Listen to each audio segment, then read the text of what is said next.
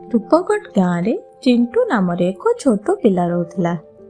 चिंटू बहुत द्रुत एवं बुद्धिमान थिला, किंतु तार एक समस्या थिला कि से कौनसी कथा मन रखि पारु नथिला। तार माँ सरिता देवी एवं बापा रमेश बाबू चिंटूर यही अभ्यास पे बहुत चिंतित थिले। दिने गाँ स्कूल को नुआ शिक्षयित्री जने आसिले। तांकर नाम मीना थिला। मीना मैडम छुआ मानू पढ़ाइबा पाई नुआ नुआ पद्धति आपणाउथिले। से शीघ्र जानिपारे जे चिंटू को मन रखिबार कष्ट हेउछि एवं से ताको साहाय्य करबाकू स्थिर कले। मीना मैडम दिने श्रेणीर एक विशेष खेलर योजना कले। से अनेक रंगीन चित्र एवं प्रतीक आनी कांथरे लगाई देले। तापरे से पिलामानकु डाके कहिले, पिलामाने एही चित्र एवं प्रतीक एक कहानीर अंश अटे। चलो कहानीटी को सुनिबा। चिंटूर सबुठारु भल सांग मोनू एवं तार पिउसी झियो सुषमा मध्य सेई श्रेणी रे थिले। मीना मैडम चित्र गुडी को देखाई एक कहानी कहबा आरंभ कले। कहानी रे गोटिए सिंह, गछ, नदी, पत्थर एवं पक्षी थिला। से छुआ माननकु कहिले, सिंह जंगलर राजा, गछ छाया दिए, नदी शोष मेंटाए, पत्थर कठिनतार प्रतीक एवं पक्षी खुशीर संदेश बाहक अटे। प्रत्येक चित्रर किछि ना किछि अर्थ एवं महत्व थिला, जहा पिला माननकु बुझाई दियागला। चिंटू कहानीटी को मनोयोग सह सुनिला एवं चित्र गुडी को मन देई देखिला। मीना मैडम छुआ माननकु पचारिले, पिलामाने केतोटी चित्र एवं प्रतीक को मन रखि पारुछ? चिंटू को प्रथमे यह कठिन लगिला, किंतु मीना मैडम ताको उत्साहित करी चित्र गुडी को मन देई देखिबाको कहिले। धीरे धीरे चिंटू चित्र गुडी को मन रखिबा आरंभ कला। से देखिला जे से जेतेबेले चित्र गुडी को भल रूपरे देखुची एवं सेमानक विषय रे गभीर भावरे भाबुची, से सेगुडी को मन रखि पारुची।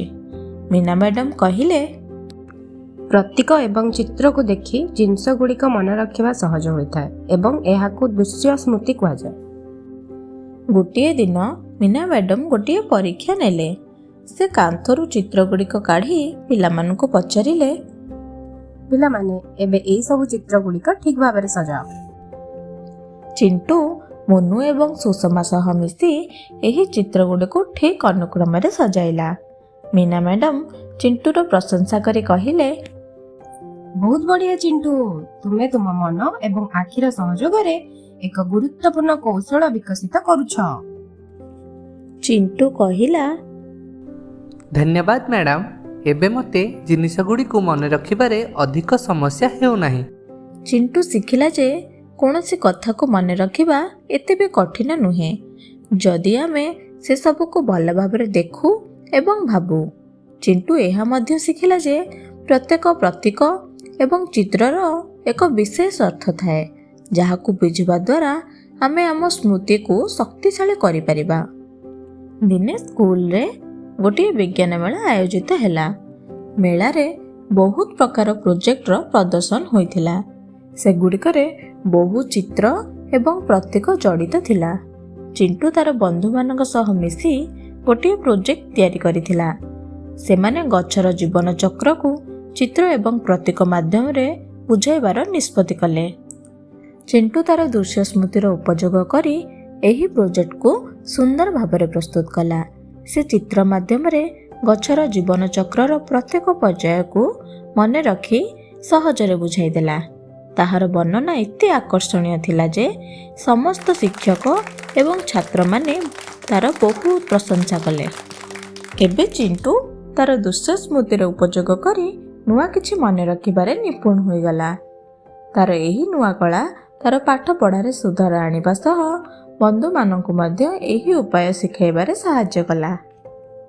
एही कहानीटिरु एहा शिखिले जे दृश्य स्मृतिर उपयोग करी आमे जीवन रे कौनसी समस्या को सम्मुखीन करि परिबा एवं सफल मध्य होई परिबा।